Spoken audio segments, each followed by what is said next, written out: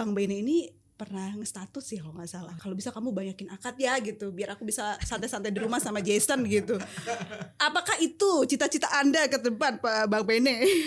Kebetulan ayah beliau, Oke. beliau lagi orangnya di sini. Ayahnya Oke. itu juga notaris Oke. gitu dan sangat banyak akarnya gitu ya. sangat Jadi contoh nyatanya udah ada. Tahun ini insya Allah akan dalam waktu dekat kita akan buka, dan itu mekanismenya war, seperti kita beli tiketnya Coldplay ketika itu. Jadi kita war, kita kasih tahu jauh-jauh hari ini tahapannya, ini syarat-syaratnya, kita akan buka nanti warnya jam 6. Biasanya kita buka jam 6, sebelum jam 7 sudah selesai. Jadi kalau notaris papan namanya tidak seperti ini, ya tentu Timbul pertanyaan ya, perlu pertanyaan, gitu. Perlu dipertanyakan dia gitu. Kira-kira Jadi gitu. ciri-cirinya seperti itulah kalau Ya, misalnya. karena sudah diatur regulasi ini. Kalau misalnya dia udah laris Pak, Iya. udah banyak yang tahu Namanya gitu. ya. Jadi kantornya tanpa itu boleh nggak?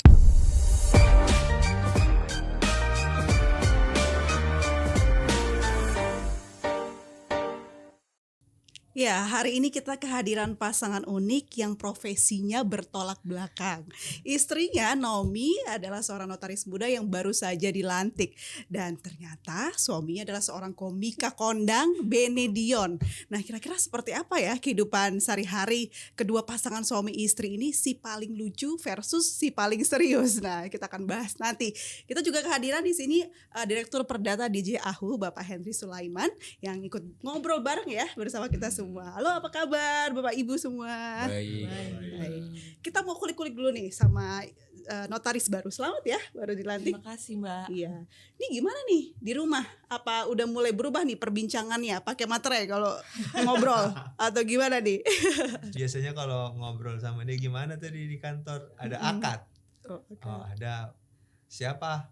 Oh, nggak kenal, ya udah gitu doang karena nggak ngerti akad tuh kan ada banyak, ada detail-detail juga yang aku nggak ngerti, apalagi basicku juga teknik industri ya, Oke. jadi sangat-sangat memang banyak ketidaksamaan. Oke. Kesamaan kita hanya sama-sama lulusan UGM. Ya akad tahulah akad. kalau lagi ada. Kalau Bene itu biasanya dia kan ada PT, ada CV, kadang aku jelasin kayak RUPS atau Itu tahu. pemegang saham gitu-gitu karena kan dia punya, seenggaknya dia kan istri notaris, masa dia nggak ngerti, nanti kan gawat gitu. Jadi beban ya. Jadi beban. Oke. Kalau Mbak Naomi sendiri dengan kehadiran suami yang profesinya komika gitu ya, malah jadi ngeganggu apa justru kebantu gitu? Kebantunya Apa tuh? untuk teman-teman dia yang mau buka usaha ya sangat membantu. Iya betul. Iya, karena teman-teman dia kan kebanyakan kalau pekerjaan industri itu kan bisnis sendiri gitu kan. Di situ kebantunya di situ sih, karena kan notaris itu kan nggak boleh promosi ya, kalau etik tuh nggak boleh di media sosial gitu. Tapi dia paling ngomong dari mulut ke mulut, mouth to mouth gitu kan, jadi promosi juga tapi nggak di media sosial gitu sih. Promosi bawah tangan Iya, ya. bawa tangan. Cuman nggak dikasih komisi akunya. Teman bikin nggak dapat komisi. Gak dapat komisi ya. Teman-teman semua yang kita tahu adalah profesi notaris ini bergengsi ya. Terlihat kaku tapi banyak orang yang pengen jadi notaris gitu. Sampai si Bang Bene ini pernah nge-status ya kalau nggak salah. Nge-status kalau bisa kamu banyakin akad ya gitu, biar aku bisa santai-santai di rumah sama Jason gitu. Apakah itu cita-cita Anda ke depan, Pak Bang Bene? Ya kan kebetulan ayah beliau, Oke. beliau lagi orangnya di sini. Ayahnya itu juga notaris Oke. gitu dan sangat banyak akarnya gitu ya. Jadi contoh nyatanya udah ada gitu. Iya, jadi kayaknya wah saya harus mendukung istri saya supaya bisa dititik seperti mertua gitu, Oke. sehingga nanti saya punya banyak waktu bermain dengan anak, apalagi anaknya kan laki-laki, pasti nanti akan main bola bareng atau main apapun bareng. Jadi nanti nggak apa-apa ibunya sibuk, tapi papanya nggak sibuk nggak apa-apa ya. Sibuk main dengan anak aja gitu. Pak Henry ini kan unik ya Pak ya, ada notaris tapi punya suami profesinya bertolak belakang gitu. Kalau dari sudut pandang Pak Henry sendiri yang melihat ini tuh bisa mendukung atau justru hati-hati atau seperti apa menurut pandangan Pak Henry? Kalau saya melihatnya ini satu pasangan yang sangat beruntung, malah sangat beruntung. beruntung, sangat beruntung. Di satu sisi istrinya sebagai notaris, ya sebetulnya pekerjaannya cukup statis, ya, diam di satu tempat. Makanya banyak kantor notaris itu di rumah, di rumah dia.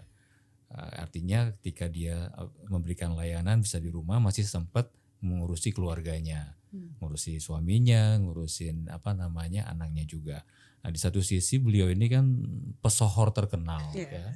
Artinya begitu datang ke rumahnya, diundang ke studionya, ada plang notaris, ya pastinya ya secara tidak langsung rekan-rekannya akan mengatakan, oh istrinya notaris, oh kalau gitu bisa dong bantu kami. Nah, jadi itulah saya pikir ini sangat-sangat beruntung, pasangan ini sangat-sangat beruntung. Kita lihat 5 tahun lagi, apakah mereka masih di tempat yang sama atau udah bergeser ke tempat-tempat yang tentu wah gitu. Kita lihat saja nanti. Jadi ini beruntung sekali. Jadi pas ya alasannya tadi bisa promosi secara tidak langsung gitu ya Pak. Iya, tadi betul tuh Naomi, bahwa notaris dilarang melakukan promosi, ya. Tetapi bukan berarti kemudian dia tidak bisa bersosialisasi, tetap bisa gitu.